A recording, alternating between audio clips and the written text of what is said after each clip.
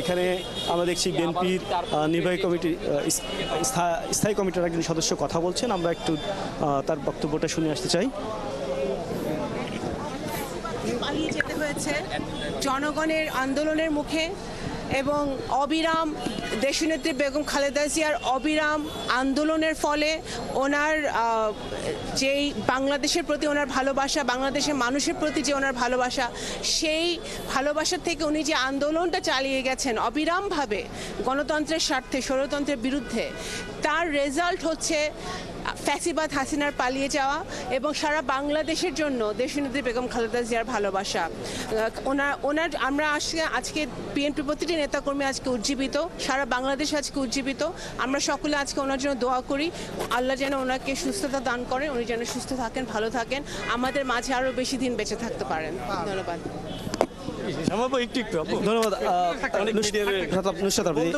দেখছিলেন বিএনপির আরেক সিনিয়র নেত্রী শ্যামা ওবায়দ, তিনি কথা বলছিলেন বর্তমান অবস্থান এবং এখানকার সর্বশেষ অবস্থান তিনি কিন্তু আসলে জানাচ্ছিলেন। শ্যামা ওবায়দ কথা বলছিলেন।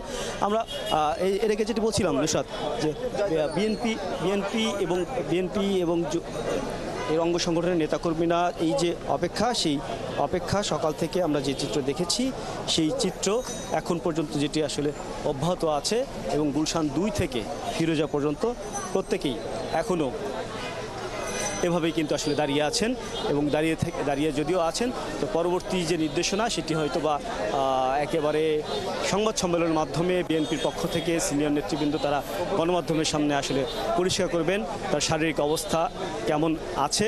যেহেতু বড় একটি জার্নি ছিল, সেই জার্নি থেকে শেষ করার পরে যখন কিনা আসলে বিমানবন্দরে নামেন, এর পরবর্তীতে দীর্ঘ আরেকটি জার্নি হয়েছে, সেই জার্নিটা কেমন, শারীরিক কী অবস্থা, সেই শারীরিক অবস্থা সম্পর্কেও ব্যক্তিগত চিকিৎসক রয়েছেন ডাক্তার জাহিদ হাসান, তিনি আসলে গণমাধ্যমের সামনে কথা বলবেন। নুসরাত, সাজিদ, আপনাকে অনেক ধন্যবাদ।